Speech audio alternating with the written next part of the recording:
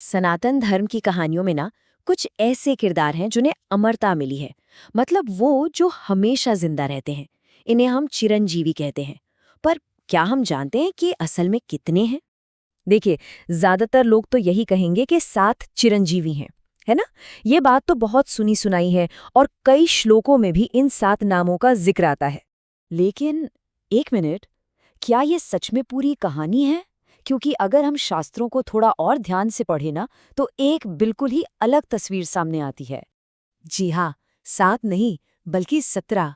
शास्त्रों के हिसाब से कुल 17 चिरंजीवी आज भी इसी धरती पर मौजूद हैं।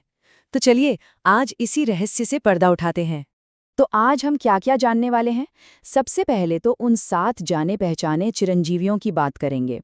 फिर उन बाकी 10 के बारे में जानेंगे जिनके बारे में कम लोग जानते हैं। और सबसे ज़रूरी, ये समझेंगे कि इन सबका एक कॉमन गोल क्या है और आने वाले समय में इनका क्या रोल होने वाला है। तो ठीक है, शुरू करते हैं उन 7 चिरंजीवियों से जिनके नाम हम सब ने कभी न कभी सुने ही हैं। इनकी अमरता के पीछे की कहानियां भी बड़ी दिलचस्प हैं।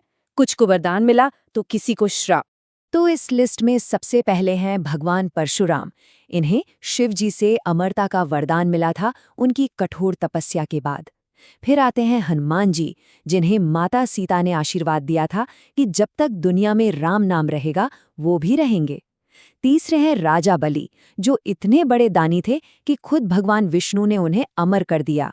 और चौथे हैं महर्षि वेदव्यास, जिन्होंने महाभारत जैसा महाग्रंथ लिखा। इसी लिस्ट में आगे हैं विभीषण। भगवान राम ने उन्हें धर्म का साथ देने के इनाम में अमरता दी। फिर है कृपाचार्य, कुरुवंश के गुरु, जो महाभारत के युद्ध से भी बच निकले। और आखिर में अश्वत्थामा। अब इनकी कहानी थोड़ी अलग है। इन्हें अमरता एक वरदान की तरह नहीं, बल्कि भगवान कृष्ण के एक श्राप की वजह से मिली।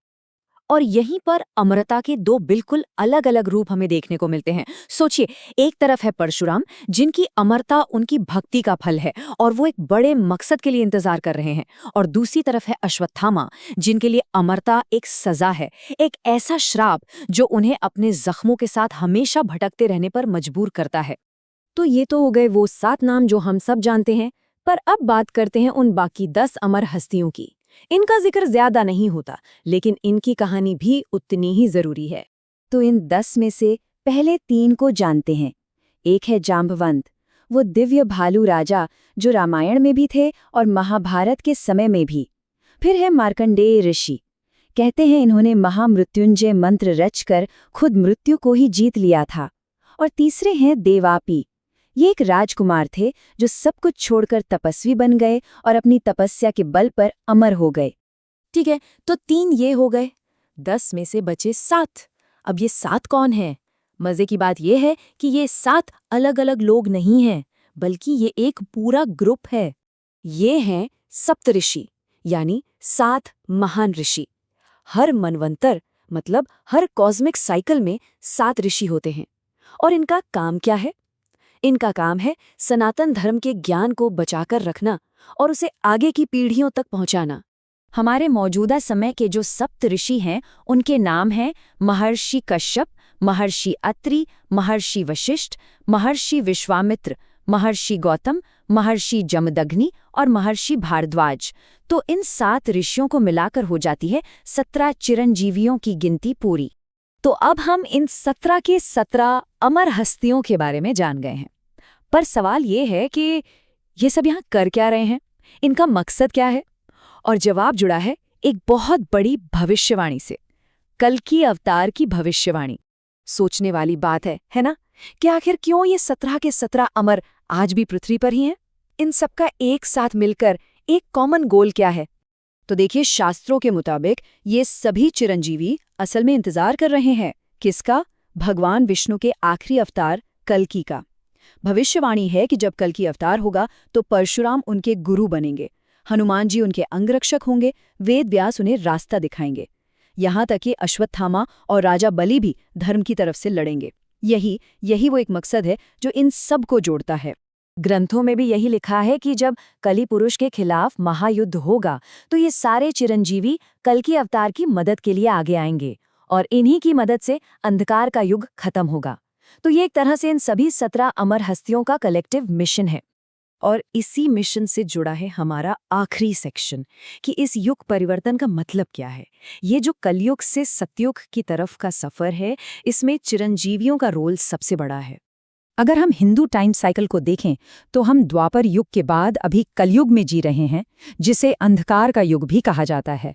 और ऐसा कहा जाता है कि इस युग के आखिर में कल्कि अवतार होगा, जो धर्म को फिर से स्थापित करेंगे और एक नए युग की शुरुआत करेंगे, जिसे कहेंगे सतयुग, यानी सत्य का युग। तो इसका मतलब क्या हुआ? इसका सीधा मतलब ये है कि ये 17 चिरंजीवी सिर्फ अमर लोग नहीं हैं, ये धर्म के गार्डियंस हैं। इनकी जिम्मेदारी है कि जब एक युग खत्म होकर दूसरा शुरू हो, तो ज्ञान और धर्म की बातें खत्म न हो जाएं, बल्कि वो सुरक्षित अगले गोल्डन एज यानी सतयुग तक पहुंचें। तो अगर हम इन 17 लोगों का एक ब्रेकडाउन देखें तो बड़ा दिलचस्प है।